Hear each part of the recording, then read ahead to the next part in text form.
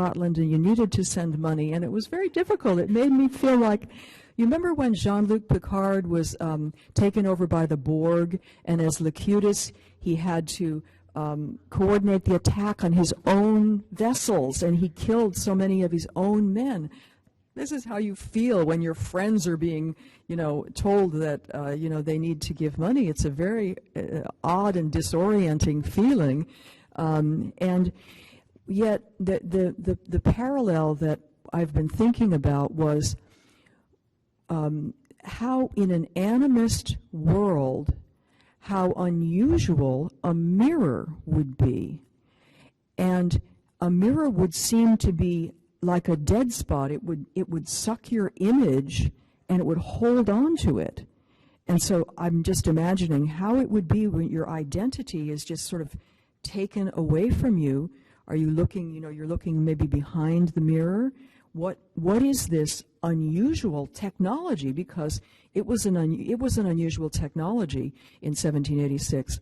And then the Tlingit passages that I'll be asking Nora and then Marsha to read, one of them comes from 1788. This is 2 years later when the Russians sailed in. The next European crew shows up, and apparently they also had mirrors because the oral narratives that come down to us from those 224 years ago involve the capture of your own image.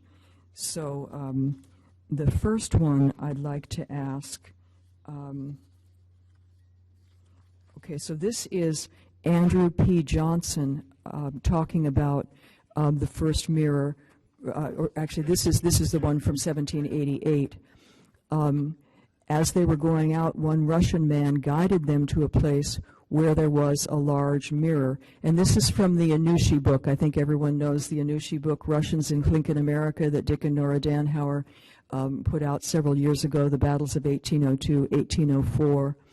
And so as they looked in the mirror, they saw their reflections, and one of them said, "My goodness, they have even taken our souls out of us. Look at it, our souls looking at us." And before I ask Nora to read the Tlingit, I just wanted to say that Nora remembers that J.B. Fawcett had a song about the first mirror and how powerful it was. I tried digitizing several of J.B. Fawcett's tapes, but I haven't found anything of it. We're on the lookout for this song. If anyone has any information about it, please. Then Swanton also had a song text, and De Laguna as well. All right, so before I ask Nora to read it in Tlingit, and I would ask her to do it twice so it can sink in, I'll read the English one more time, and this is again from the A.P. Johnson narrative in the Anushi book. They looked at the mirror, they saw their reflections, and one of them said, "They have even taken our souls out of it. Look at it, our souls looking at us." Or in another place, "They've taken our spirit. It's our spirit." Nora, please. Ta good trainer. Haya Kohaya go aya Hatudach Gihasano Sydney. Do you want me to read it again?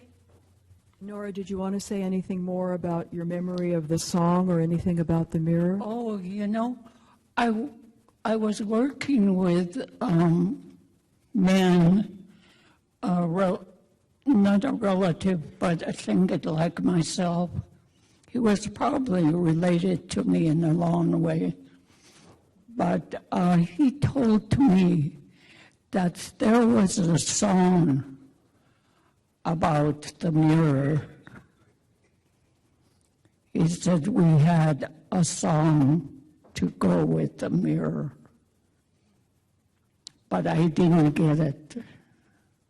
Unfortunately, I was a beginner collecting from him, and I forgot to go back and ask him.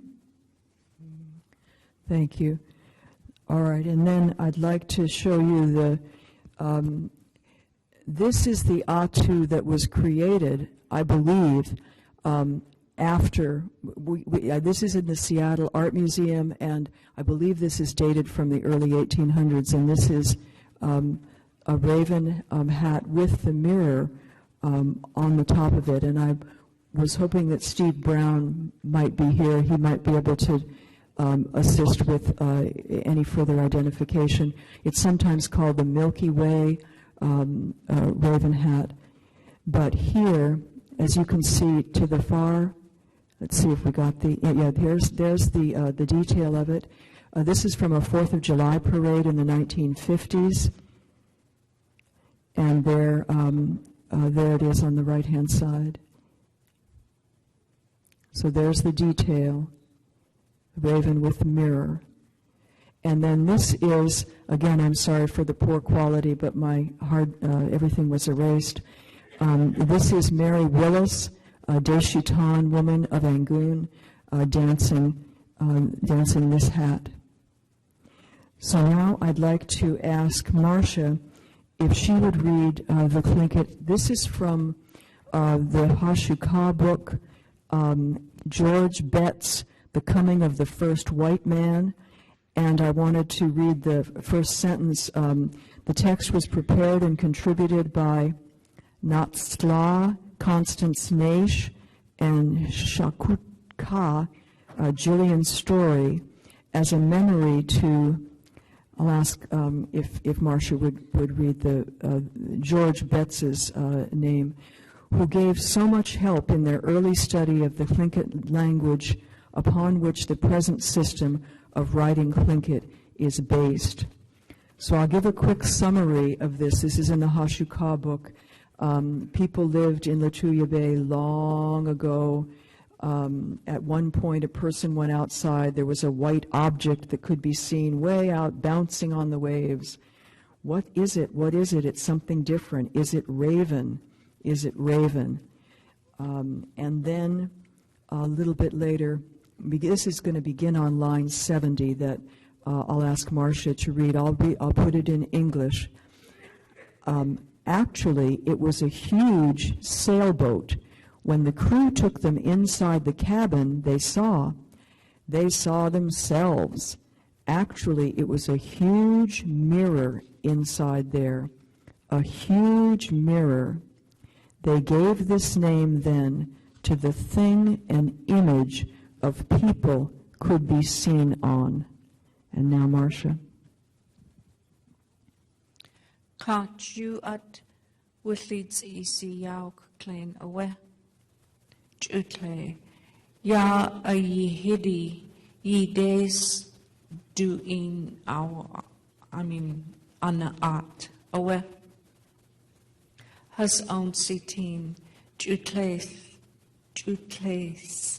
has shoe sitin catch tunach katin clean away yigu tunach katin clean kaya haye akade duotini at. Thank you. And so does the word mirror in Tlingit mean that which can be seen? Kaya haye meaning your image. Meaning? Man's image or man's image. Kaya haye. Akade duotini at clay use our saw. Hastoya haye. Can you? Another way to say the reflection is Hastoyahaye or Tanakatin Kayuni. All right, thank you. The reflection came on the mirror. So, Marsha, did you have something else to say about the mirror? I was sharing with, I grew up, Jackie and I have the same grandma, and when I was growing up with her, I think in many elders' homes too, the mirrors were covered up. And she never liked a mirror around where she could see herself the way that, and never let children see themselves in a mirror, because, you know, our eyes are like,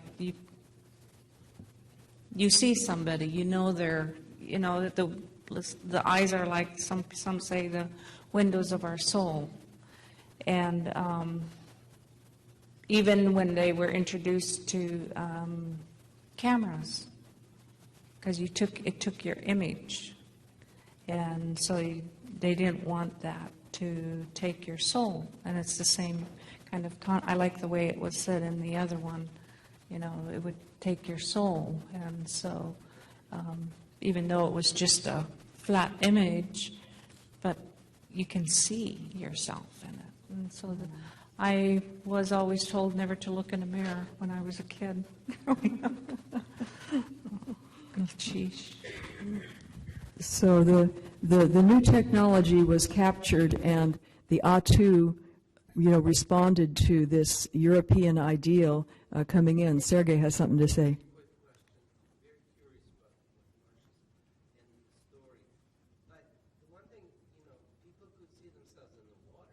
That's right. So you'd think that would also bother them, but they were all in the water all the time, and I don't think it bothered them. Yeah, that's true. Sergei's point is that the reflection wasn't a totally new concept because you could see your reflection in water, in still water, of course. I would say, you know, it's on the land, and the way they would think you've got this foreign object, and it's totally different. It's not something. It's human-made in a way, and I it's guess. so vivid. It's got the real image of you. So. Sure, Sergei. I'm very interested in what Marsha said about photography, because we're doing a book on photography. Yeah. And that's often been said about other tribes and nations in the lower 48, that the camera back supposedly captured their soul, and it was sort of white people bringing this foreign object. But then, and maybe that was true at the beginning, but then you know that a lot of Tlingit people pretty early on really liked to have their picture taken, especially if they were wearing a blue. It's clear they're really proud of themselves. So, I don't know, that's my impression. Right. Well, my grandmother was born in about 1868, and you think about, you know, they're out living off the land, and they had different, you know, different way of thinking. But in all the photos, yeah, I've seen her in photos, but in every picture that I've seen so far, her eyes are averted. She's not looking at the camera. She's got her eyes down. And when I saw that, I knew automatically what she was doing. And then just for the record, Sergei's point is that, and he's doing a book about photography, is that many Native people, once they realized what it was, wanted to be photographed. So, all right. So, did either Nora or Marsha have any other comments about the mirror before we go on to Jackie's part of the presentation?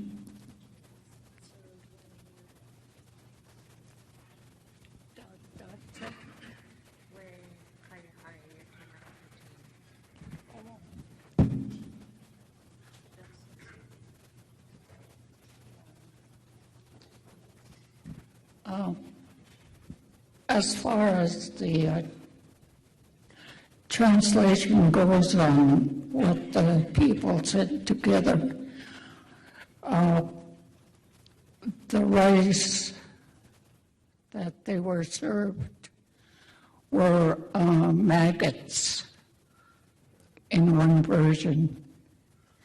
This is how it goes, though. It differs from one place to another, what we're doing. So don't think somebody is telling a different story. It's just that they're a little bit different from place to place. All right, thank you. Thank you, all right. All right, so before I turn the program over to Jackie, I had a personal note. Somebody asked me yesterday how I became interested in Tlingit culture and history and heritage, and so I wanted to show you. This is in 1979, I met a man who had custody of this boat, which was built by the Tlingit students at Sheldon Jackson College and launched 3 days before Pearl Harbor. And this is the boat we went into the Tuya Bay with 2 years ago. Okay, so here's my end. This is like the identity theft part. Nora, I don't know if you can see it, but we have you and Lance in the, this is a change of identity challenge here. So we all have our images back. We'll have to ask Lance about this. I think this is a fun joke for finding other people. And okay, and before I turn this over to Jackie, I'm going to show you back. I think we put the French made a DVD for us after the conference that we had over there, and on the cover was Jackie's. Oh, and I'm sorry, I forgot. I think this is the pipe that is in the. I'm sorry, I don't remember which museum, and it's the frog and the bear. And the waves, it's supposed to represent the waves of the Tuya Bay in between.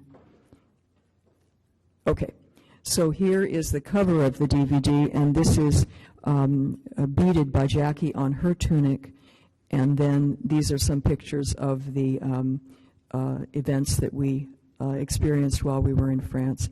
Thank you so much. I'll turn it over to Jackie Schoppert.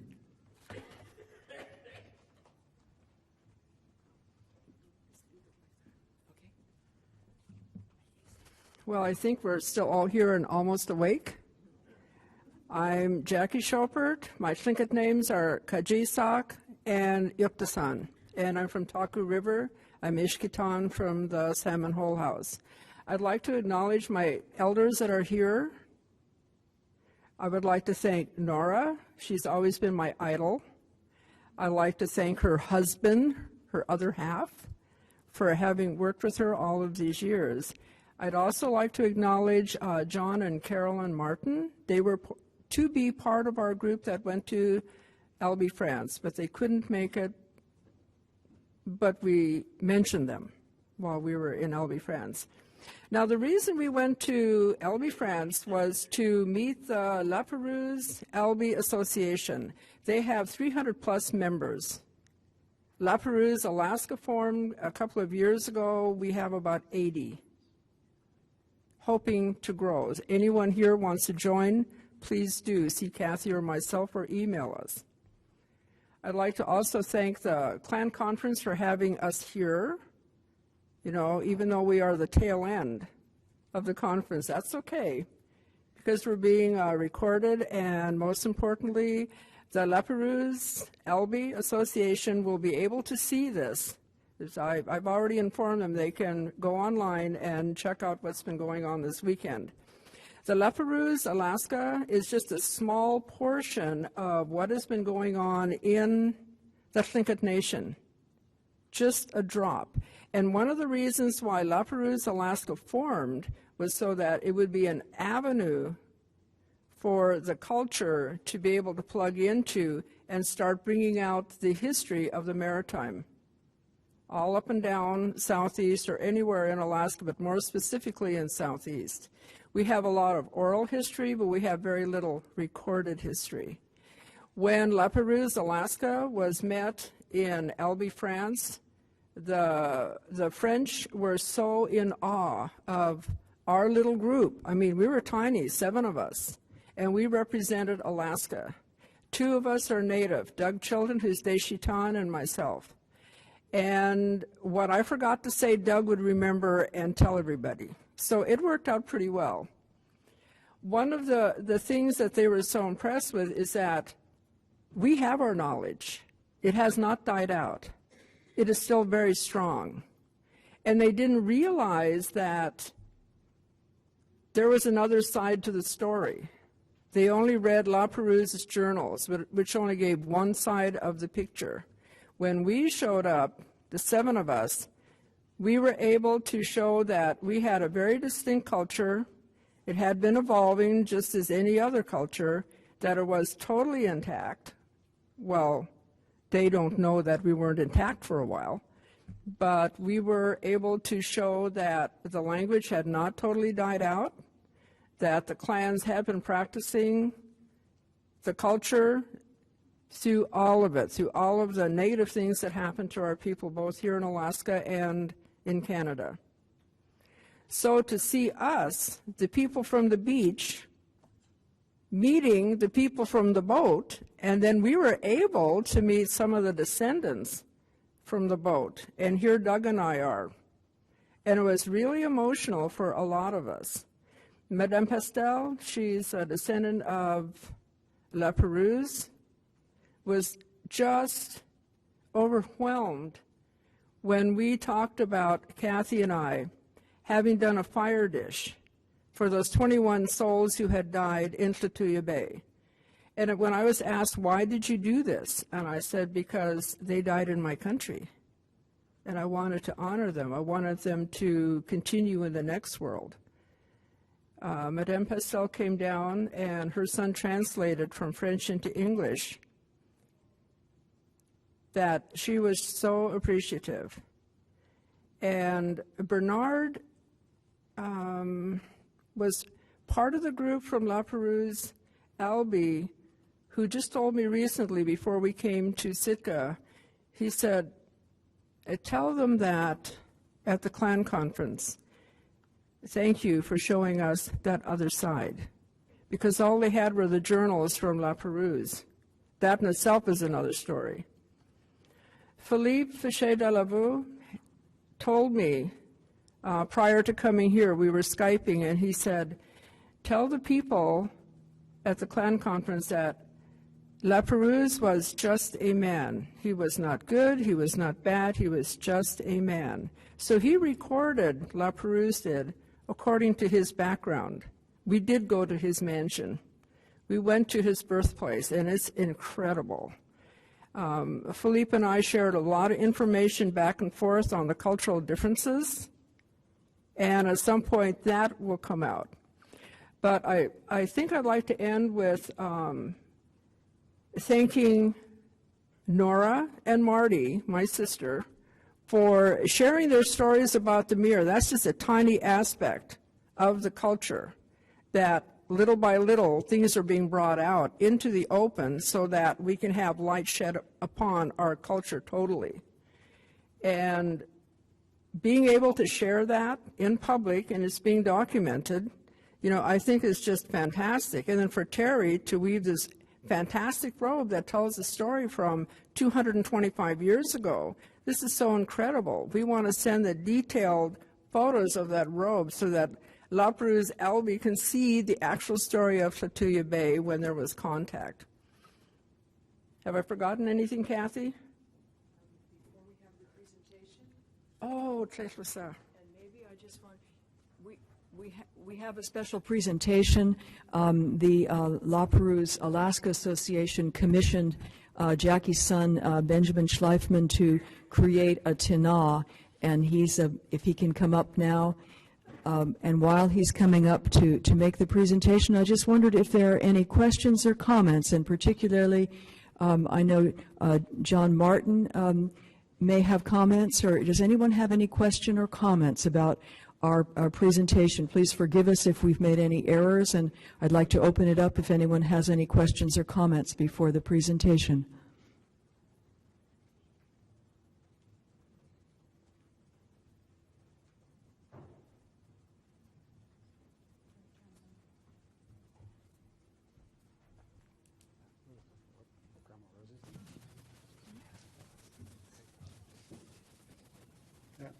Just really quickly, it wasn't my mother who did the beadwork on her vest. It was my grandmother,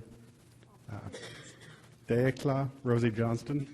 Did you want to come up? Just a small correction. I'll just stand right by near the stage.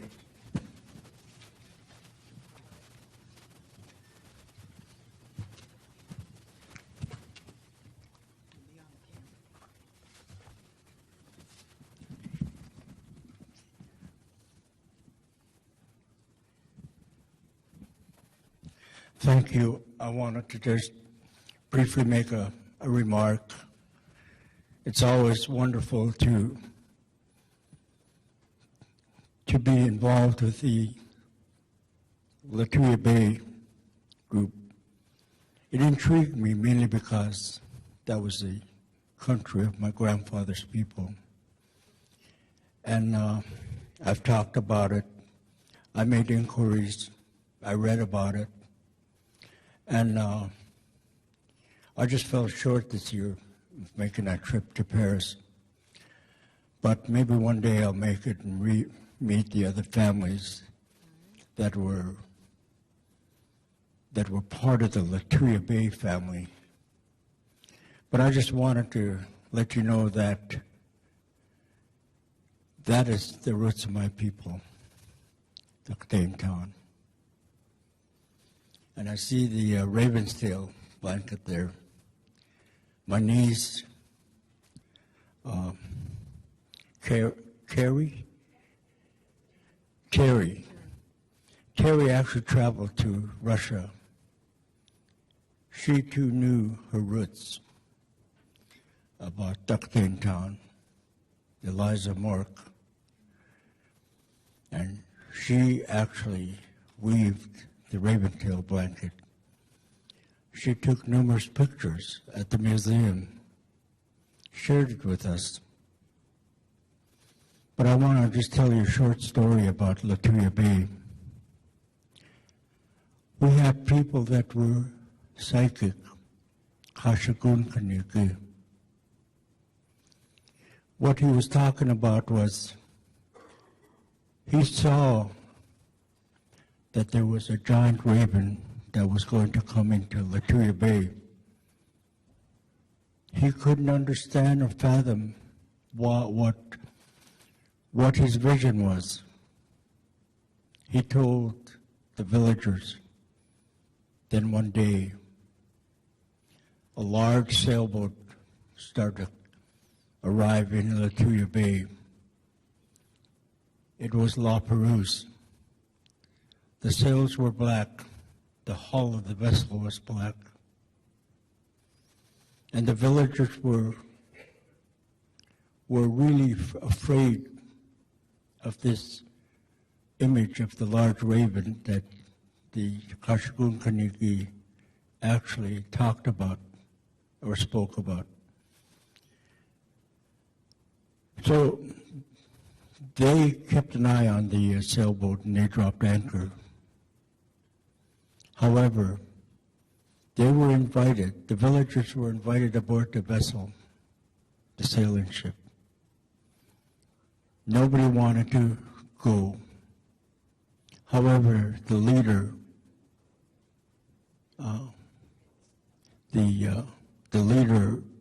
we refer to them as Nashati Hani, the house leader. He was the only one that was brave enough to board the vessel. And they invited him for dinner. So after everything was over, he came ashore and everybody was curious. They were asking numerous questions. They drank wine and they had numerous food. And the villagers asked, what really did you enjoy? What food did you really enjoy? Of course, this was all said in Tlingit. And he said, I really enjoyed the worms the best. He said, I just loved the worms. He didn't know the term of what they were serving was actually sticky rice. And he referred to that as worms. Just to hear the stories about Latuya Bay is intriguing to me. I want to understand about our people, especially my roots that comes from Mount Fairweather and the people. I spoke the other night about it.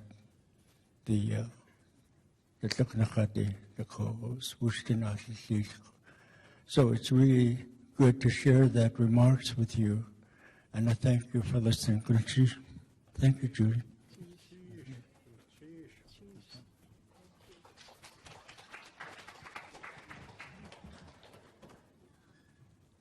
All right, so we will end our presentation with the transfer of this wonderful tina. And just to recap, this is commissioned by the Alaska Association to be given to the association in France. So it may be when they come and visit us again in 2 years that it will happen. So before we make the presentation, Benjamin, would you like to describe it? I could use this. Okay. So the tina they asked me to make, they wanted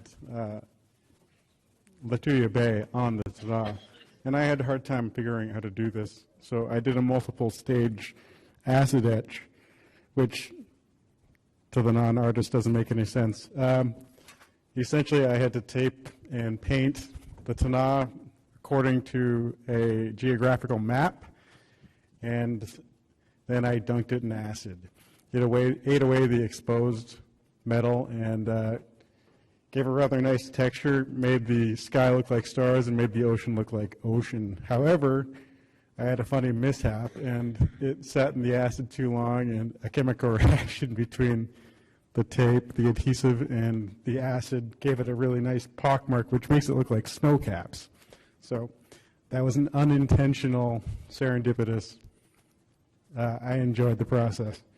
So it's a rather small tina. However, it's going on a rather large plaque. I had a piece of mahogany which split. The whole process has actually been a one misstep after another. I had an entirely different tina, which I burned a hole through while finishing. So this is the second one. Hopefully the last. So. All right, thank you, great. I just texted Peter so he could come and take a photo of this presentation, and then we'll say our goodbyes and thank yous. I have to come to you guys. The row. Ooh.